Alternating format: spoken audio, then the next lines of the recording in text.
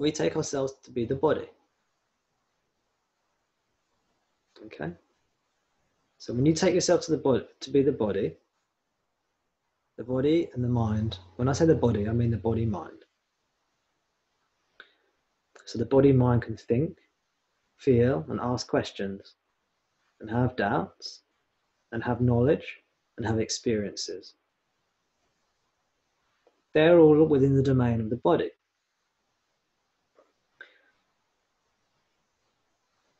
Now, before the body was born, were there any doubts? When there was no body, before you were born, there was no questions. There was no doubts. There was no experience. There was no knowledge, because there was no body-mind. Yeah, there was no body-mind, so none of these things happened either. And yet, before the body was born, you existed as essence. You existed as essence.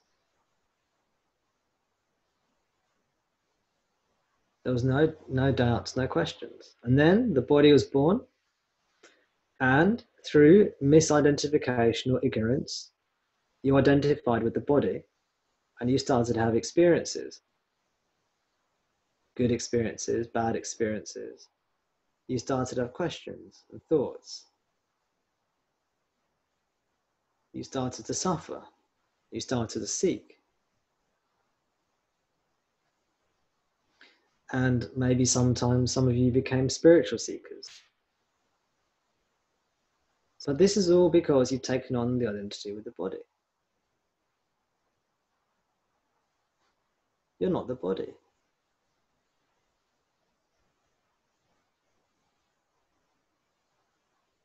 You're that which is prior to the body. You are beyond experience and knowledge. Now, for the mind, that's just a void. You know, when there's no body, mind, knowledge, experiences, there's nothing there. The mind says that's just nothingness. That's just completely nihilistic. But you are now what you were before you were born. This nothingness, which is divine nothingness. The mind just can only see it as oblivion. But actually, it's pure love bliss. And when the body dies, and it will die, you will be this again. You will be pure, divine, unknowable, unimaginable, unexperienceable, you, bliss.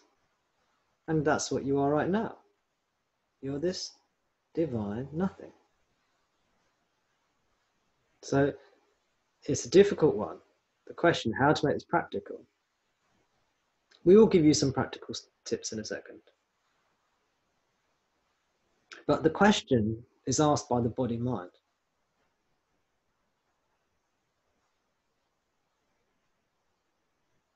And what you are is that which you was before you were born. It was totally full and complete. And it is totally full and complete, and it will be totally full and complete.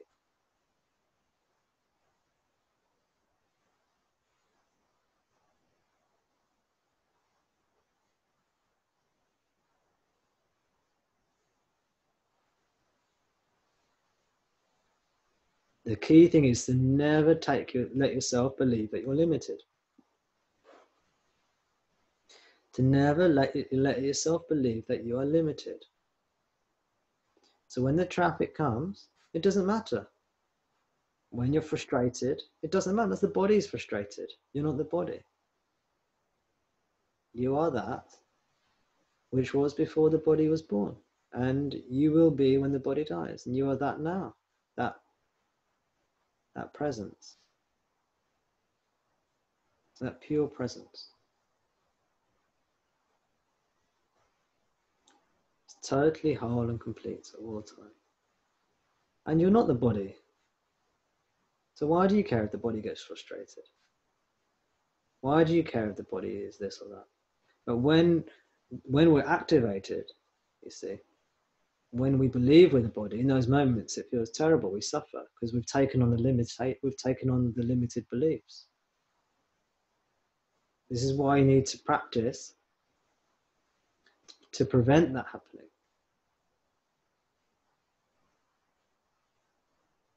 In the situation, once it's happened, it's too late. Of course, we can give you remedies. And the remedies are going to vary from person to person.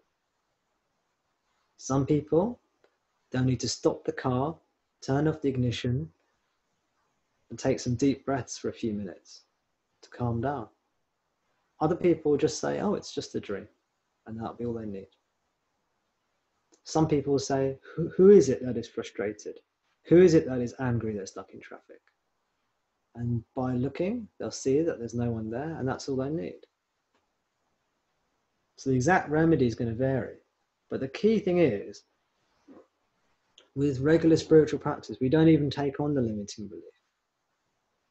We're reciting the mantra, I am Brahman, Brahman am I, Aham Brahmasmi.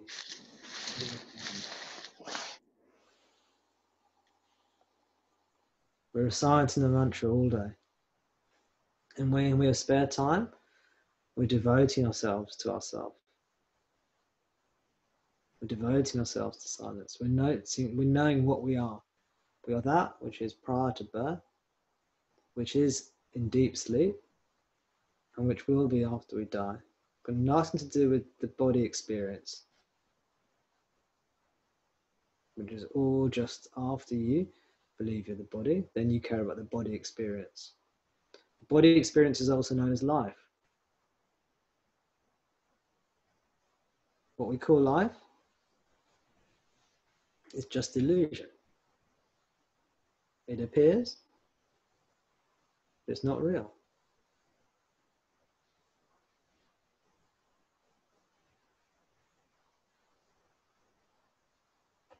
Okay, any questions on that?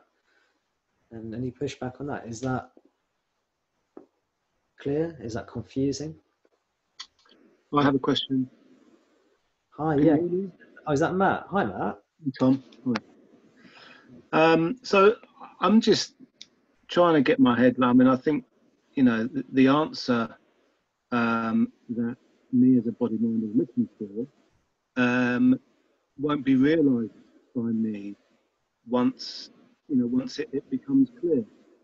And I'm just trying to get my head around that, you know, as a frustrated body mind that is, you know, looking to be free from suffering, I'm trying to attain that state, but just trying to get my head around that obviously when that state has been attained, there's no one there to realise it. That's a great point, Matt. That's an awesome point, because as you say, you've taken on this ignorance innocently. And then you want to be free as a body mind. But what the teaching is saying is you're not the body mind. And the body mind is born, it'll do its thing, and then it will die. And you are a timeless being. That you are that now. You're that before you're born. You'll be that when you die. And how do you know this? Well, this is what the teaching is showing you. You know this already. Everybody already knows they are timeless being. Not the mind, not the body mind. The body mind doesn't know that. As timeless being, you already know you're a timeless being, non-verbally. You can feel it, let's say. Intuitively, you know. You are unlimited. And when you take on a limiting belief, it feels wrong. That's why you're here. That's why you're spiritually seeking, because you know these limiting beliefs are all rubbish. But the conditioning is so strong that you think you're the body mind. So you're thinking about it. You're trying to get it with the body mind. This is all illusion. This is all silliness, we could say, or ignorance. It's all misunderstanding. Because you are peace, love, but not the experience of peace and love, which are just more body experiences. When all that's gone, that's what you are now. And all this other stuff is also you. All this stuff is also you, but we don't have to worry about the other stuff, because that will come and go. So it can never be known by the mind, and it's always known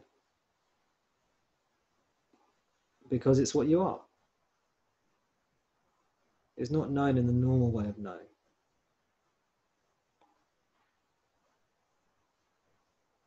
What do you think of that, Matt? How does that work for you? Yeah, I mean, it's great. It's great hearing the teaching, and you know, I feel great, you know, when I'm seeking, and that's the thing, you know, like you said earlier, it's you know, when you're listening to the teachings, you know, I feel like I'm in a good place, and you know, I'm getting closer and closer to the understanding that I am Brahman, and you know, and that I am peace. But yeah, I mean, it's when my mind gets in the way. Obviously, my mind is the problem. You know, my mind gets in the way. Like I said, I'm just trying to make sense of it all. So I suppose I'm trying to maybe I fear the sense of loss. Maybe that's cropping up. That, you know, if I get to the point that I want to get to, you know, and I'm asked, well, who is it that wants to get to that point? You know, and obviously that brings me back to the whole question, and then I think, well, actually, what's the point? what's the point of it all? You know, what's the point of trying to attain what I'm trying to attain? Because there's no one there that's trying to attain it. That's right. The thing is that I don't know if everyone else caught that. I think your sound is undulating. It's sometimes I can hear your voice better than others. Oh, sorry, I'm on the phone. It's not not particularly good microphone, I don't think. But I got what you were saying, I think, and yeah, a lot of fear can come up. The mind will have all sorts of fears and concerns and doubts and reservation. So that's my main thing, I think, at the moment is my fear, not fear, but my understanding that actually, what's the point of seeking? Well, that's it. There's no point of seeking, it seems, because let go. There's no one there to seek. And letting go. The other thing is that everything you gain is going to be either knowledge or experience. Okay, and that means body knowledge, body experience. And then when your body dies, well, that's going to go. You're going to be born. The body's born. It's going to do a load of things, get a load of knowledge and experiences, and then it's going to die. And when you're in a deathbed, you might be very afraid. And before you reach your deathbed, you might be very afraid and suffer. And everything that you gain as a body-mind will disappear. This is what you already are prior to the body. It's already that. So the mind will have lots of doubts. Who cares? That's not what you are. The mind has lots of doubts. So what? You're a divine being. Already. Now. Let the mind do what it wants. Because we are already that. It's what we are. We just need to remove the belief we're not that. And luckily we already know we're not that. The knowledge that we're not, we are, when I say we're not that, we're not the body mind. We already know we're not the body mind. And that knowledge becomes apparent intuitively as the mind silences, as the mind quietens down. And maybe some of you can feel it in a meeting like this. to be of the peace and timelessness. And the knowingness that we are not limited, and we were not meant to be limited. Not meant to be limited, and are not limited. And we reject, our spirit, our heart rejects constraint and limited beliefs. It wholly rejects it. We're free.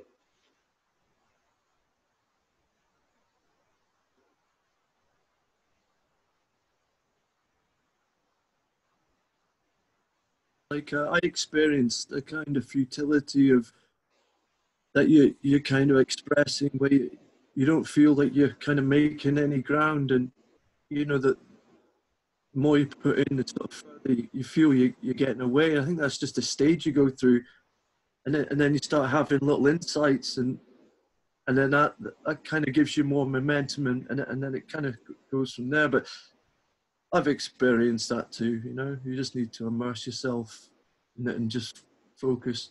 But yeah, returning to the question, I know I'm not the body mind, but it's just not my experience that I'm not Brahman, or I'm not anything more than awareness. I can awareness is quite palpable, and I can feel I'm awareness, and I can see that anything that you perceive, you cannot be. So I can see my thoughts. I know I'm not them. I can see the transient. I know logically it makes sense to me that I'm not my body mind. So that isn't a problem for me. But the deeper aspects of it is just not my experience. And is it you need to see this before liberation, or does this come after liberation? Like These doubts are for the body mind. The doubts only occur with the body mind. Before the body came along, there were no doubts. There were no questions. Sorry, I wouldn't really say it's a doubt. It's just not my experience. But you weren't aware that you existed. Just pure subjectivity. The two main pointers when it comes to the essence, there's one about before the body was born or after the body dies, which is the one I've been using. The other one is in deep sleep. What you are exists in deep sleep. And deep sleep is blissful, but there's no body, there's no mind there. So remember the three states of existence? You've got the waking state, in which there's a body, mind, and world. You've got the dream state, in which there's a body, mind, and world, or a dream body, dream mind, dream world. And then you've got the deep sleep state, in which there's no body, no mind, no world, just bliss.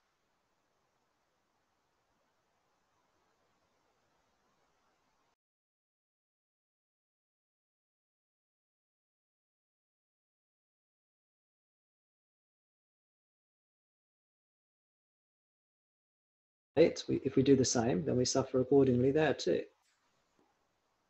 But the pointer is that before the body, there's no experience. In deep sleep, there's no experience. So when you don't have the experience of something, so for example, if you have the experience that I am one with everything, I am oneness, or you have the experience that I am awareness, this is all ignorance. It's very, very refined ignorance. Yeah. But it's more ignorance. The experiences are all for the body mind that you take yourself to be. They come and go. And when the body dies, this experience will go with it. The knowledge will go with it. The experience will go with it. What we are is unimaginable. That's a belief that you're talking about. That's a faith-based thing you're talking about then. Maybe at first, but it's something that's known in silence. It's not something that is known by the body-mind. Whereas what you're talking about maybe is something that's known by the body-mind.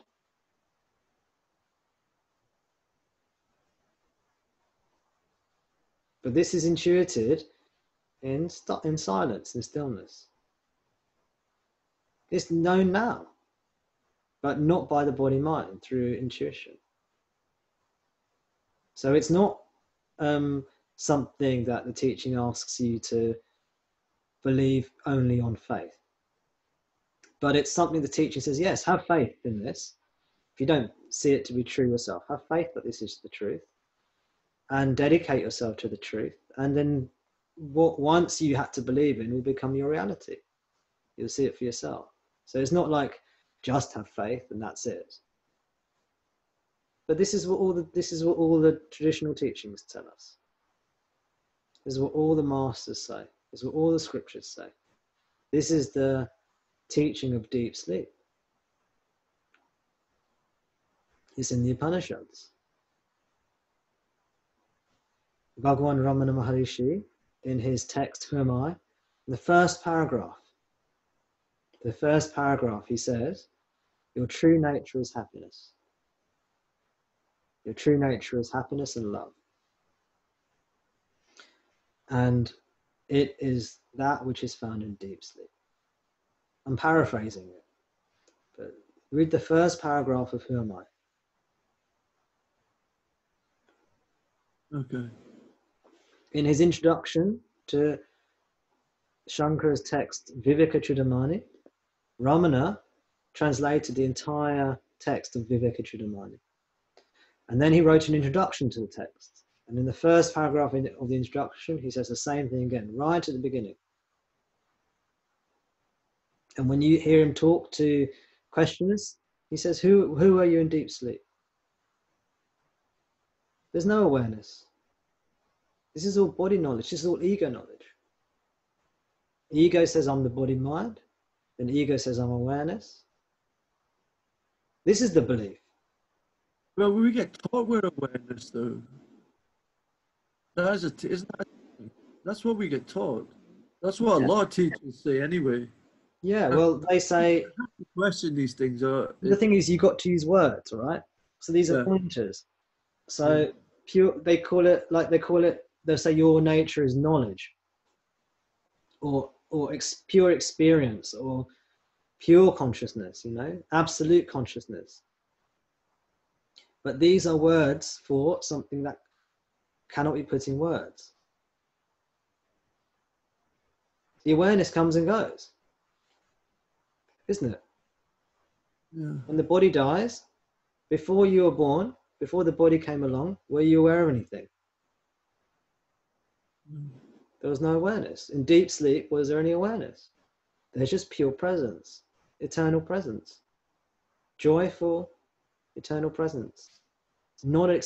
You can't put it into words. It's beyond words. Yeah, I think maybe also the words get interchanged. Like presence.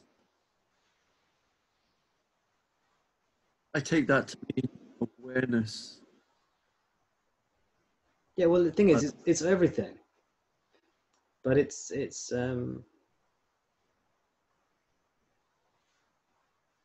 that which never changes. By every ordinary everyday awareness changes. I've experienced the unchanging, right? I've experienced no self, but it has been an experience. It's not something which is. Yeah, it's just body knowledge. Experience comes and goes. It's body experience. It's experience for the body mind.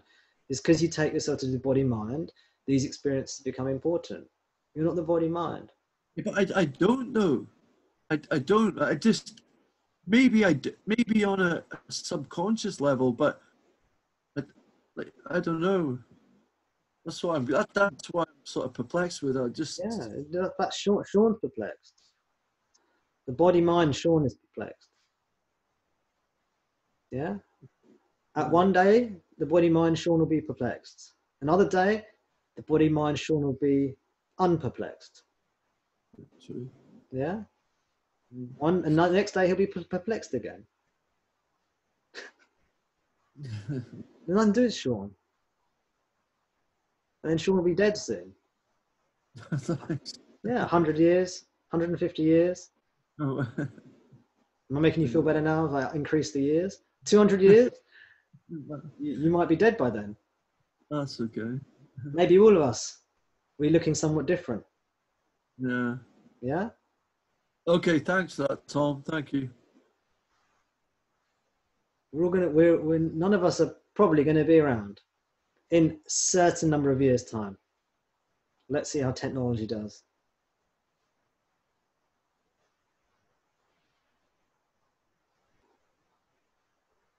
Yeah? All our knowledge, all our experience.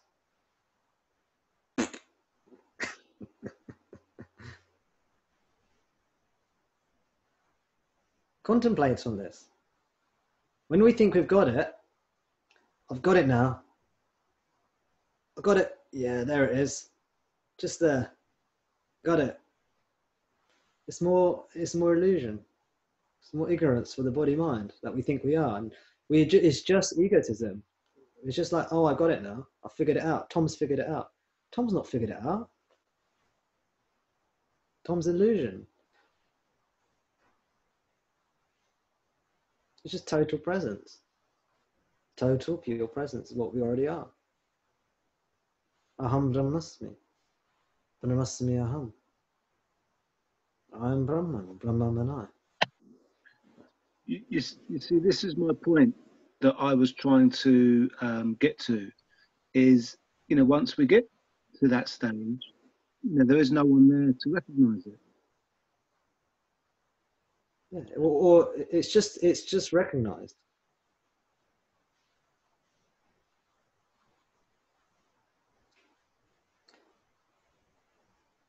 So it appears that it's recognized by someone, but it's not recognized by someone. It's just what you are. So this is what I meant by the fact that the further I get with the teachings and on my journey, the fact that actually I feel that the direction I'm going in is wrong, and it's not because I feel like I'm losing it. It's just because what's the point of getting to this point? Like Sean just said, for example, Sean said that he has had moments. I can't remember the words that he used, but I think you said, Sean, you have moments where you feel that you've got it.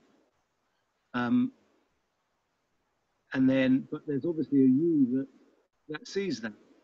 There's a Sean that sees that. So I think, sorry, can I just say, I think there's a misunderstanding in what you think. And I mean, I'm not enlightened, but I think there's a big misunderstanding, and that's one of the stumbling blocks. Getting the correct understanding. It took me ages to get a slight understanding. So it really depends on sticking with the right teachers that will give you the right understanding, and not fanciful kind of. Anyway, I'll let Tom take over. He knows what he's talking about. But yeah, I believe you've got a misunderstanding that something completely falls away and there's nothing there. There is a sense of, I think there's a sense of being, isn't there? There's a sense of, well, obviously you speak to Tom, there's a sense of Tom there. The teaching, as far as I understand it, the teaching would say that, the understanding, the ultimate understanding, is that there's no one there to see anything. There's no one there to understand the. So all this is, all this conversation, all this trying to understand the teaching and everything. Guess what? It's an illusion. It's all body experience. All experience for the body. It's fine, nothing wrong with that. We can talk about body experiences, there's no problem. You know, if I said, oh yeah, how was the football over the weekend, who won, that's body experience, we can have a chat about that, but it's not liberating. You know, it might be scientific, it might be political, it might be entertainment, it might be social, all the different discussions that we might have, but none of these things are liberating. Well, no, they might not be liberating, but there's immense suffering that can be cut short. But there's immense. I've suffered completely, and suffering has been lessened considerably just through some understanding, and feeling that I'm gaining ground, so to speak. You know, and having experiences. All these things count. I know that they're just of the body and that, but they do cut. I mean, you could even say suffering is an illusion, and they do say that, I think, but it doesn't feel like it at the time, and you know. Well, that's it. That's it. This is the paradox with the teachings. Is that Matt was saying, well, why bother seeking? Well, the reason you seek is because you suffer. And the reason you suffer is because you consider yourself to be the body-mind. You don't have to know what you are. You are what you are. But when the notion of limitation falls away, then what you are is intuitively felt. You don't have to even take my word for it. It doesn't matter if you call it awareness or whatever. But it's the notion of limitation falls away. Is not taken. It's not taken on. Limitation is not taken on. That's it. You know.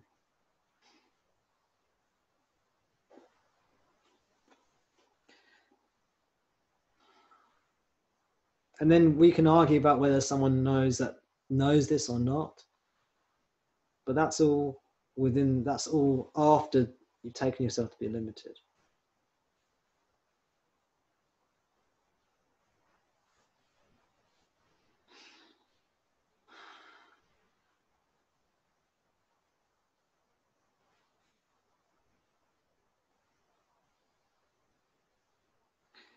I'm not going to. It's pretty much the same as saying suffering is an illusion, but you've never suffered.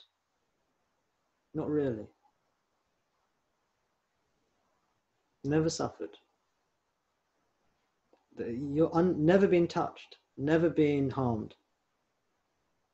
Untouchable, unbreakable, unharmable. It's only because this false identification with the body-mind that you feel like you suffered. You never suffered. You never will suffer. But because you take yourself to the body-mind, you suffer. So when you're in traffic jam, if you think you're the body-mind, then you start suffering. When that limited belief drops away, there's no suffering.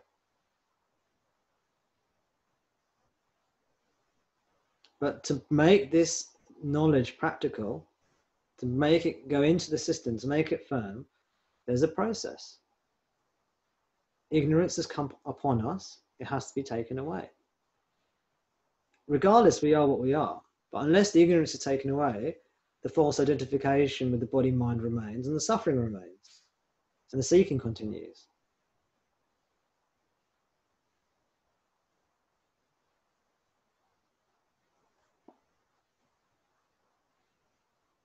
All we are mental level might not suffer and might never get touched. But in my short years that I'm going to live on this planet, I've suffered tremendously, right? And that is a fact. Because yeah, that's what these teachers are there to alleviate that suffering. Yeah. Okay. You can't. Okay. But these are the pointers, Sean. It's the pointers that are pointing you to that which is beyond, so that the suffering of the body-mind ceases. There are lots of things that can alleviate suffering. Most will alleviate suffering partially. Yeah, so you can take paracetamol, that can help your headache. You know, you can learn to have better posture, that might help your backache and your neck ache. You know, you can learn more skillful ways of psychologically being. You can go through psychological therapies. These are all going to alleviate suffering on different levels.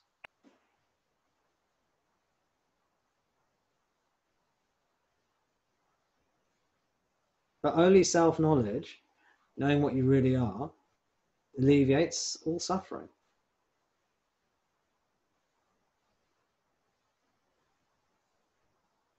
It's a paradox because you've never suffered, but then there's the illusion of suffering.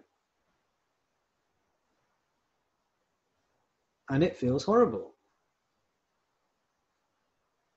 It's like thinking a rope is a snake. Yeah, you think a rope's a snake, and then you suffer because you're standing next to a snake. Now you're suffering.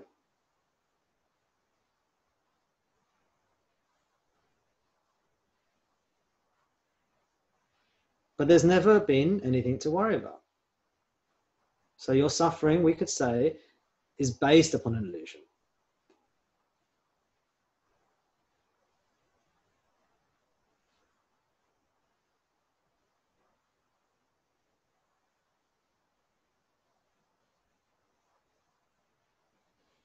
But you see, when you take yourself to be real as a body-mind, then you will suffer.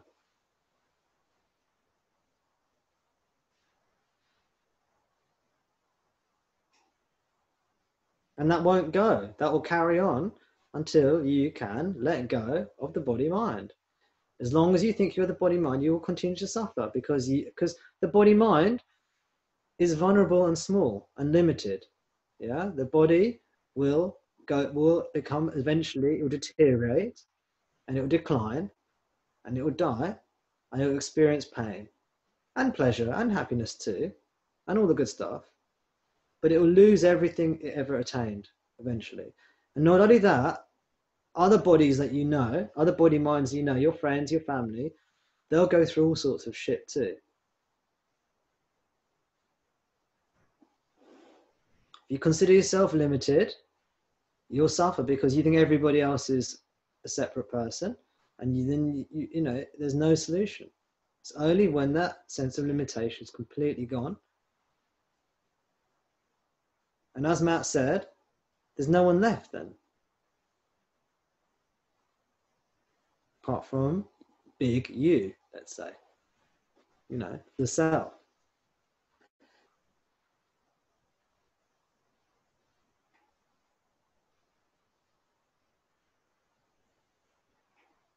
It's totally nihilistic message, this.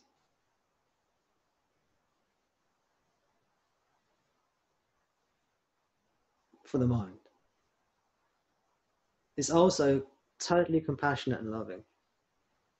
But, you know, for the individuality, it can be, it's total denial of the individual.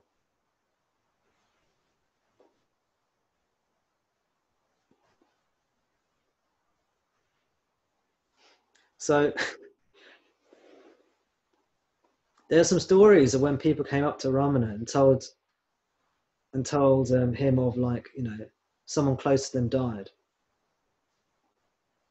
and how sad they were. And sometimes he was quite empathetic, you know. He said, "I'm very sorry to hear that," or whatever. Sometimes he just didn't, he seemed to just ignore them. And sometimes he said, basically said, "Be strong. Why are you acting like a wimp? You're the self. You're God. Why are you worried about this birth and death of a body? You know, pull yourself together. You're God. You're divinity. You're eternal, timeless being. You are everywhere, everything, all knowing. Why are you reducing yourself down to this pathetic, you know, and why are you crying over someone's death?" It's like, for the mind, that's incredibly heartless. That kind of response, you know. Imagine going to someone and telling them, "Oh, I'm really upset, you know, my best friend died." And they go, what are you crying about? Be strong. Imagine if someone said, God, you would say, what a heartless person. They've got no empathy at all. Don't they know what I'm going through? My best friend died. Isn't this horrible? Shouldn't you be empathizing with me? And sure, sometimes he did. But you see, you read in talks with Ramana, talks with Sri Ramana Maharishi. Sometimes he just goes, there's no birth, there's no death. It's illusion. What a heartless message. It's pure compassion. But the mind that's attached to the body-mind sees it as heartless because it thinks that these things should be lamented. Yeah? It's like a child crying when they've broken their toy. You know, the child, it's very serious. For us adults, it might not be so serious. Yeah, well, you know, you maybe you pander to them a bit. You say, oh, you know, there, your toy's been broken. But when they're like 20 years old, you say to them, actually, look, you know, it's just a toy. You don't need it. You don't need the toy to be happy. You basically tell them to grow up. Yeah? So my kids, when they were younger, they used to argue. I had these plates that I served the food on.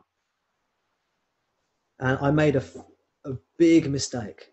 Yeah? I made a really big mistake. I bought 2 plates that were different colors. Yeah? You never do that if you've got 2 kids. You never buy 2 things that are different colors. I gave one the blue plate and one the yellow plate. Yeah? It was mayhem.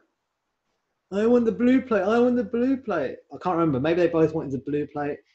Maybe they both wanted the yellow plate. But, you know, eventually I just said, it doesn't matter. Now, at first I was trying to say, oh, okay, you want the blue plate. Okay, let's swap it around. You know, so-and-so wants the blue plate. Okay, you're going to have the yellow plate. And then they're with, no, I want it. So this huge argument started coming along. Because for them, it's really important, you see. This is life and death. And then eventually, now they know, whatever plate they get is the plate they get. It doesn't matter if you get the blue plate or the yellow plate. I couldn't care less if you get the blue plate or the yellow plate. And nor should you, because it doesn't matter. The next day, 5 minutes later, they won't even remember who had the blue plate or yellow plate. So I'm incredibly heartless. But you're actually teaching them a lesson. You're actually teaching them that these things aren't that important. And actually, they become happier as a result, you see? You teach people not to be attached to these mundane things. And they become happier. You see? And this teaching takes that same principle to the extreme. Because this spirituality, non-duality, is extreme. It's actually pure, simple truth. Pure, simple truth. But because we've taken on this ignorance, it appears extreme. Don't cry because someone's died.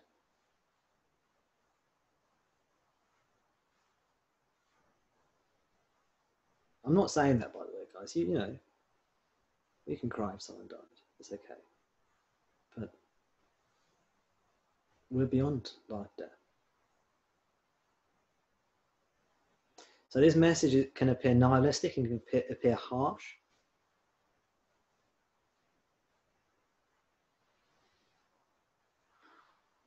If you open your hearts to it, you'll see the compassion there, because it's pure peace. And that's why I do this. It's because I want to share that. It's not even I want to share that. It's just something here wants that to be known. Tom doesn't even care. But something here wants that to be known. So it's shared. Let's put it that way. So the experiences, the knowledge and experiences are temporary things. If you have an experience of oneness or divinity or non-duality, it's all illusion. These experiences come and go. It's just body knowledge, body experience. What you are is prior to the body, prior to the mind. Deep sleep And before birth and after death are the sort of 2-3 pointers that point to that.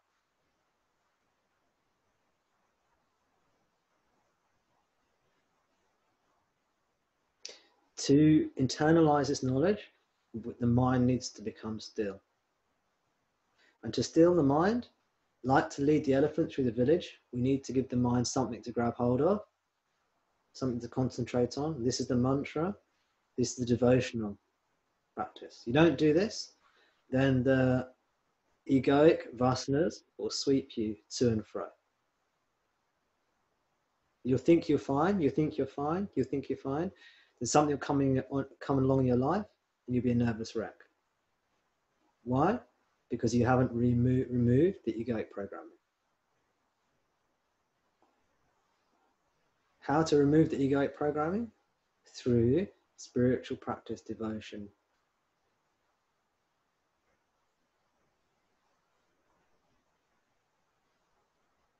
Never allow the notion of individuality, that I'm the body mind, to come in. Just relax, be happy, know you're beyond all this.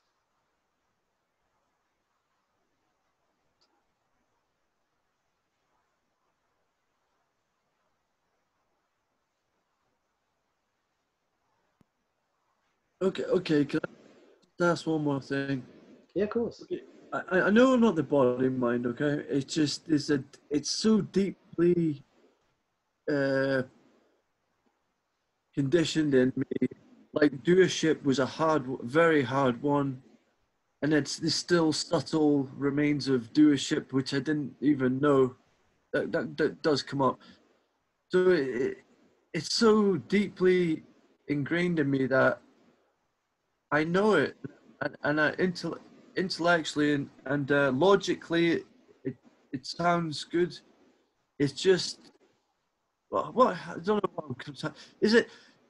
I'm kind of like waiting for a feeling of disconnection from the body mind, so to speak, or some kind of sign that I'm not the body mind, even though I know it. I mean, how do you before enlightenment and after? How, or is it just a case of just knowing, like a sensing? It's a falling away of the egoic thoughts. It's a removal of belief in separation and limitation.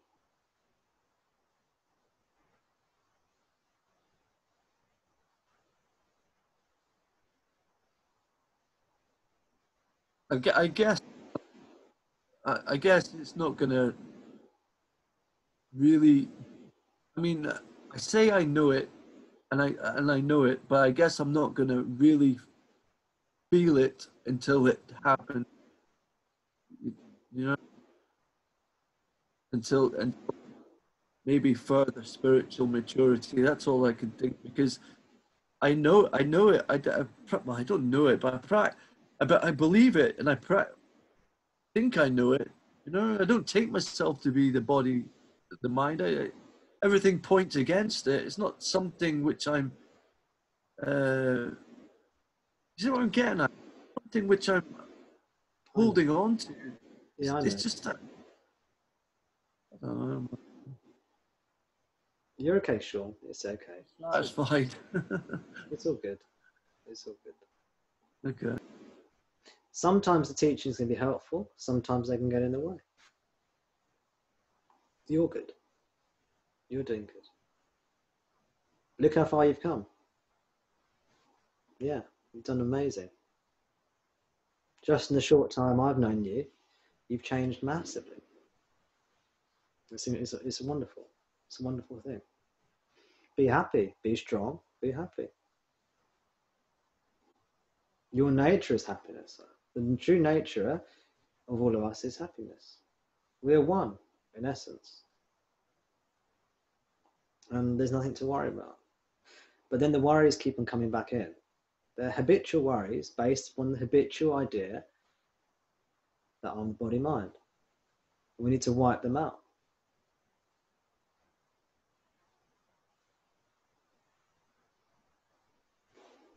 So it's traditionally one of the metaphors used for this is where the sort of the rubber hits the road in spiritual practice, in the spirituality. You get the understanding, you've heard the teachings, you know you're not the body mind, or at least you know what the teachings say about that. But then it's actually in real life what's going on. So this is the part of the teaching called nididhyasana, or meditation. And it's this meditation aspect, or purification. It's this purification aspect of the teaching. It takes hard work, or time and effort, and unless you go through it, the body mind will suffer because of the habitual tendencies to think of itself as being limited. So one analogy is used is that the mind is like milk, okay? And we want to turn it into the absolute, which is represented with by butter. Butter is like the essence of the milk. It's the sweetness. It's the nectar you can get from plain old boring milk. You can get this beautiful, delicious butter from the milk. And the way you do it is through churning the milk. Okay? You churn the milk of the mind and you turn the milk into butter, into the absolute. And how do we turn this separate existence into the absolute? Well, you use these teachings, the spiritual. In this particular teaching, in Vivekachudamani, they talk about how you use the phrase "I am Brahman," "Aham Brahmasmi." You repeat that, use that teaching and that mantra and what it means to churn the mind and turn it into Brahman. Okay. Obviously, all there is Brahman anyway. So there's no really turning something into the other. This is just the metaphor, the words they use. You turn your egoic mind, ignorance, into divinity by spiritual practice. Aham Brahmasmi. You repeat it all day long. You devote yourself to that. When you start thinking of yourself as limited, no, you just let go of those thoughts and replace those thoughts with Aham Brahmasmi. I'm unlimited. You know, when you're worried about saying, why am I worried? I'm the absolute. I've got nothing to worry about. I'm Sat Chit Ananda. I'm good. And come back to your happy self. Be cheerful. Be happy. Be joyous. Laugh. Laughing and humor brings us back to ourselves, which is happiness. So we negate, we don't allow the mind to go down the old, worn out, beaten track of egotism and ignorance. I mean, this in a way is pure bypassing. You know what they call spiritual bypassing? This is what we're doing. We're actively doing spiritual bypassing. Yeah? You have to, because, you know, it's like you can't just let yourself go through all the motions again. It's like an alcoholic going to the pub. You have to stop it. You have to stop the alcoholic. As soon as if you're an alcoholic and you go out the front door, you're about to go down to the pub and have a few drinks, you've got to stop yourself. No, stop. You see? So there has to be a firmness aspects of the teaching. You said, well, like then you're just avoiding your desire to go to the pub. Well, yes, you are. You're meant to do that. You're not meant to keep on stoking these and allow these desires to arise. You stop them. You forcefully restrain them. And first, that's difficult. It feels unnatural because your nature is to go down the pub and get pissed and get drunk. Yeah? Your nature is to take yourself to be a separate body mind and suffer. So it feels unnatural to you. But that's what it feels like at first. Then before you know it, it will be much better. It's like not going to the pub if you're an alcoholic. It might feel horrible because now you're at home and it's boring. Yeah? But then soon you realize life without alcohol is way better. Way better. And the same way, at first, you stop yourself going down this limited route, thinking, I'm limited. No, you don't allow the thoughts to come in. Even if you don't know it to be true, you take it on faith. You take it on faith. And eventually, this faith will yield a result. It must. Someone's asking me to write down the name of the mantra. Let me just write down the name of the mantra for you all.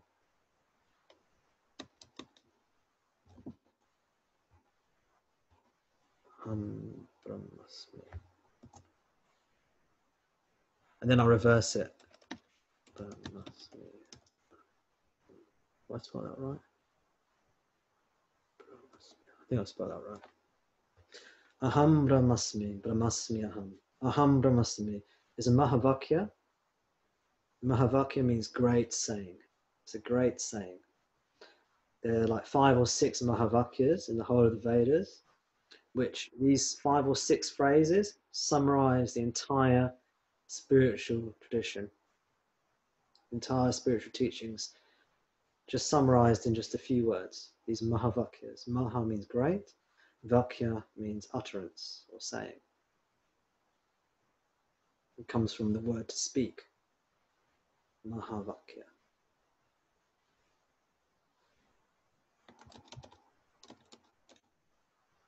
I think that's how you spell it. You look at Mahavakyas on Google, you'll see them all. Aham Brahmasmi is one of the most famous ones.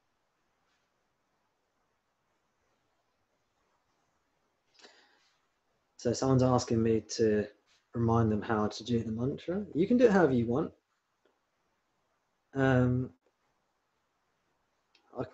We can go through. I can chant it for you to remind you how I do it.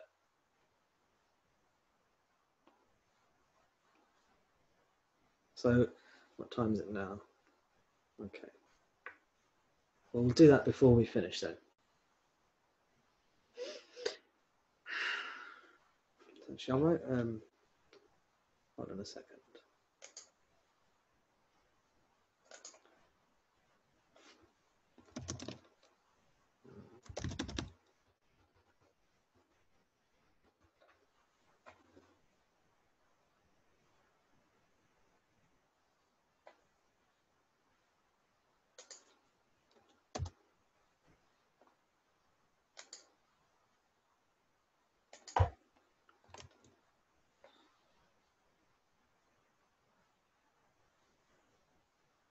Okay, so here is a post I wrote. Well, it's a post on my website rather. And the post is called Ramana Maharishi summarizes the entire spiritual path in his introduction to Shankara's Vivekachudamani. So, as I mentioned, this text, Vivekachudamani, is over a century old. It's about 1400 years old, written by Shankara.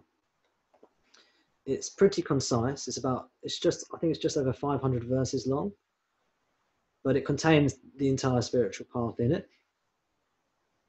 And then the first thing, as far as I'm aware, the first thing that Ramana ever wrote, and the longest work he ever wrote, is his own translation of this text. Before he wrote any of his own verses and texts, any other spiritual works, this was the first spiritual work he wrote. And some people came up to him essentially and said, I don't understand Sanskrit. I can't understand this text, Vivekachudamani. Please, can you translate it into our local native language, Tamil? So he did it. He translated the entire works into Tamil. And there's an English translation of that, which I've got on my website as well. And then he wrote an introduction to it, which just summarizes briefly in like a couple of pages the spiritual path. So you'll sit there. And so have a look through it. In the right to the first paragraph, I'll read the first paragraph of this introduction. He says, every being in the world yearns to be always happy and free from the taint of sorrow, and desires to get rid of bodily ailments, etc., which are not of its true nature. Blah, blah, blah. Then he goes, in deep sleep, though devoid of everything, one has the experience of being happy. Okay. In deep sleep, though devoid of everything, one has the experience of being happy. Yet due to the ignorance of the real nature of one's own being, which is happiness itself, people flounder in the vast ocean of material existence, forsaking the right path that leads to happiness, and act under the mistaken belief that the way to be happy consists in obtaining the pleasures of this and the other world. And he goes on.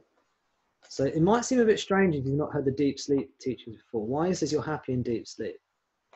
So what I often mention to people is that when you're in deep sleep, you're blissfully happy. There's no body, there's no mind, there's no world.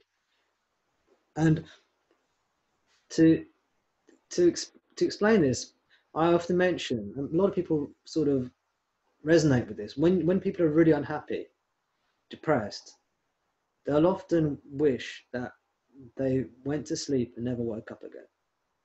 Many people have had that kind of experience where you think, I just want to go to bed and sleep, and I just never want to wake up again. And because you might not want to kill yourself. You might want to, but so when you wake up and you're in the waking state again, and you identify with the body mind, it feels like nothingness. It feels like a void. There's nothing there. I felt that was just nothingness. But actually, it's pure bliss of the self. It's what you are. There's no awareness, or you can say it's pure awareness. You see, pure consciousness. There's no consciousness. There's no knowledge. There's no experience. There's no mind. There's no body. And it's the same before we were born. We were. You take it on faith, like Sean said, or you intuit it as being true. You know that in your heart, you know that you're a timeless being.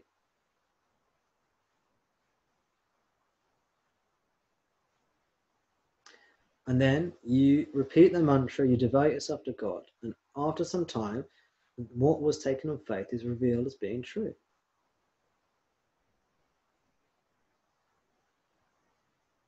It just happens. It's the way it works. Because you're removing ignorance. Ignorance is belief in limitation. When you remove that belief in limitation, the truth shines of its own accord. You don't need to find it. You just sweep away the dust. Yeah, you remove the clouds, the sun's there. You don't have to find the sun. You sweep the dust from the mirror reflects and shines. So we just sweep the dust away. Or know right now that you are that.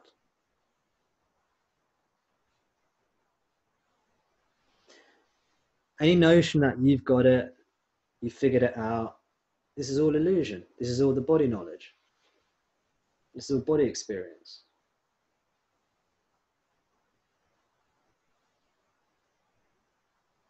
It's very weird, isn't it? It's a very weird teaching. But if it made complete sense, yeah, you know it's not right. Yeah, if someone comes up to you with a teaching that makes much better sense than this, you know it's not right. You know it's within the realm of the body knowledge. You see, all these other teachings so you can get this. Yeah, here's your 10-part plan or whatever it is to get this. you can intuit it's not right. You can intuit that it's limited. You can intuit that it's for an individual getting it. This is what you already are. It doesn't, I don't know, it doesn't really make sense. As I said, to the mind, it's just nothingness. Who's actually love and peace. Just love, peace.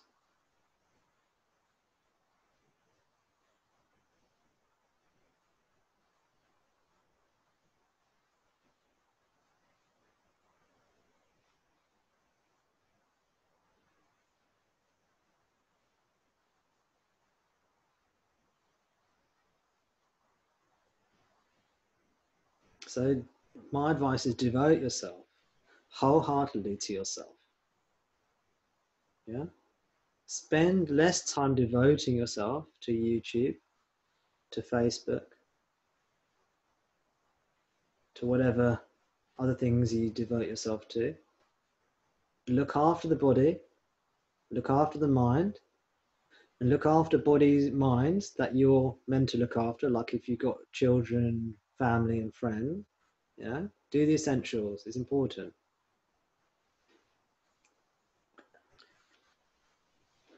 And then make sure you spend some time with yourself. Love yourself. You are Shiva. You are Krishna. You are Brahman. You are Jesus. You are Jehovah. Whatever your notion of divinity is. You know what Jehovah means? Jehovah means, the literal meaning of Jehovah is I am.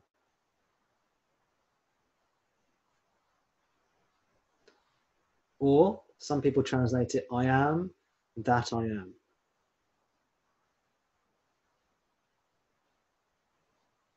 Check it out. Spend some time with yourself. This is the true teacher.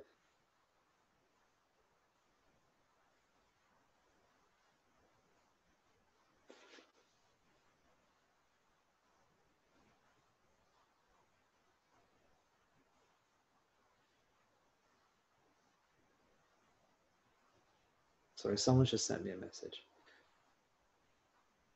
And the message is very gratefully received. Thank you very much.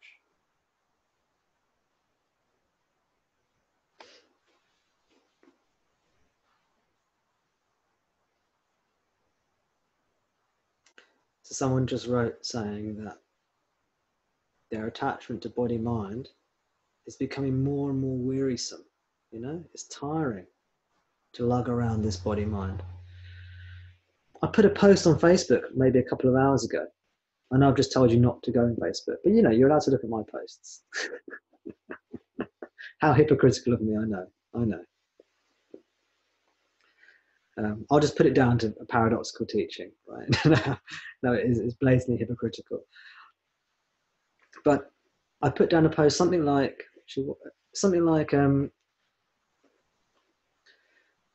taking yourself to be the body-mind is intolerable. It's intolerable suffering.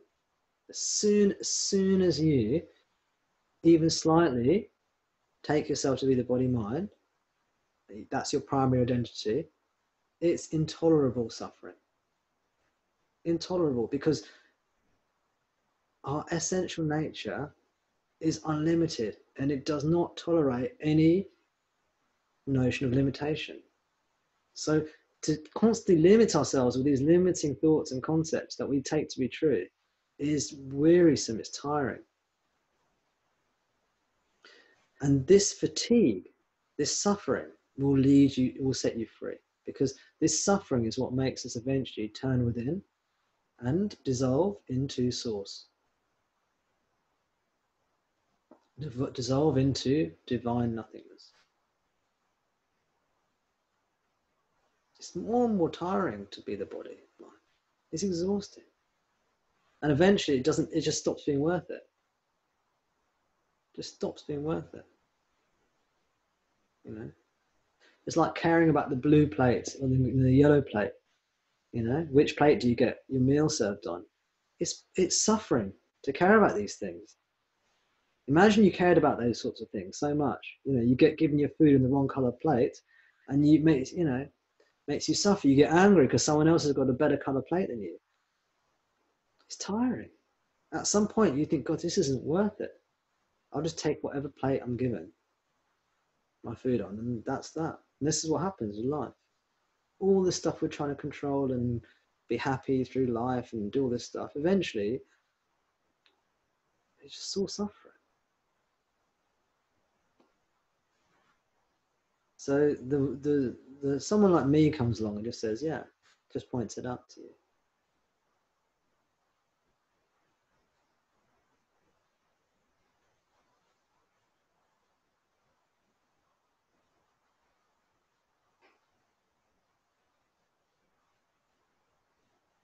So this person just sent me a message saying that less and less they feel attached to the body-mind.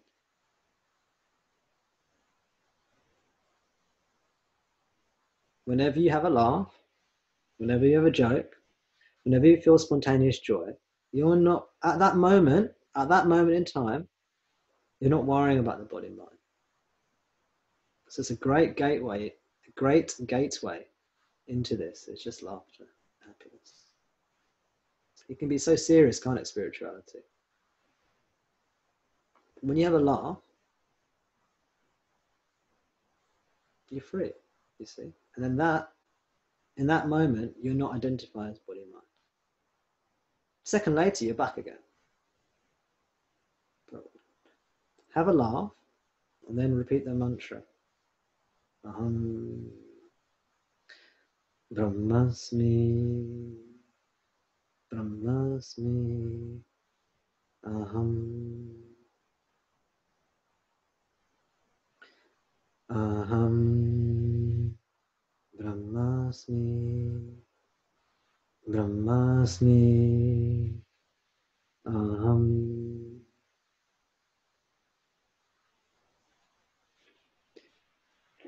Aham Brahmasmi, Brahmasmi, Aham, Aham Brahmasmi, Brahmasmi, Aham, Aham Brahmasmi, Brahmasmi, Aham. Shall we try unmuting ourselves? I can see some of you are joining in. Do you want to try it? Right, this will be a first for me. I'm here. Everyone unmuted. Shall I unmute you all?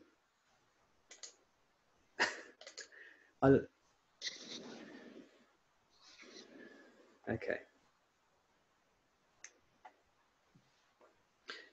Aham Brahmasmi, Brahmasmi, Aham,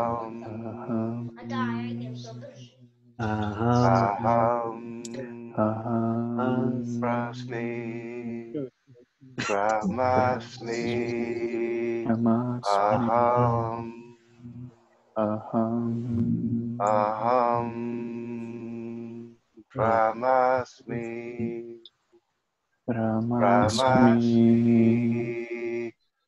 Brahmasmi, Aham, Aham, Brahmasmi, Brahmasmi, Aham, That was awful. one of the most beautiful things. That was one of the most awful things. I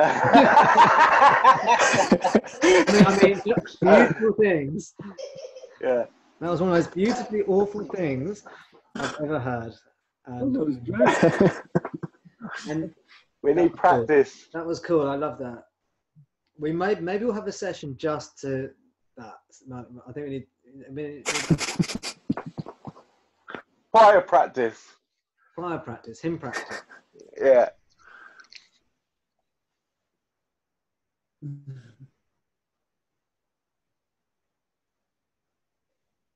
So repeat this throughout your day. Devote yourself to it. If you just repeat it, it doesn't mean anything to you. It doesn't work. Okay. The thing is, this is your true self. This is your true self. You devote yourself to it. How to put it? It brings you out. Okay. You devote yourself to the mantra. You're devoting yourself to yourself. The knowledge comes out. The true knowledge, the intuitive, wordless knowledge comes out. Keep on doing it. Don't take yourself to be limited. I am unlimited. That's what Brahman means. It means I am the absolute. I am unlimited. I cannot be hurt. I'm beyond all this. I'm not the body mind. You got it? You spend time repeating it, it will start to repeat itself. Like a song stuck in your head. And even when you're dreaming, it'll be there. You see, it's a bit like the law of attraction. You see, when we put out certain thoughts, we attract it to us. Okay. It's an ancient tradition. We recite I am Brahman, and this will attract the knowledge to us. Yeah?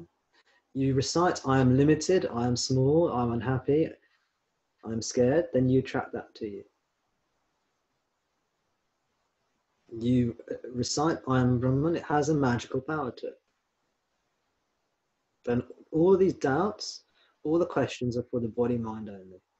Yeah? All the experiences, all the knowledge is for the body mind only. If you have good experiences, just carry on with the mantra, ignore them. If you have bad experiences, ignore them, just carry on with the mantra.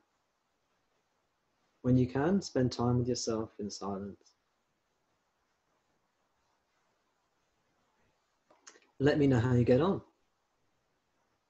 I look forward to seeing you all in a couple of weeks. Be there or be square. Okay. Thanks, Peace to Tom. you. Love and peace to you all. And I expect the mantras to be way better next week. Okay, let's go for it. Now that was wonderful. Take care, everyone. See ya.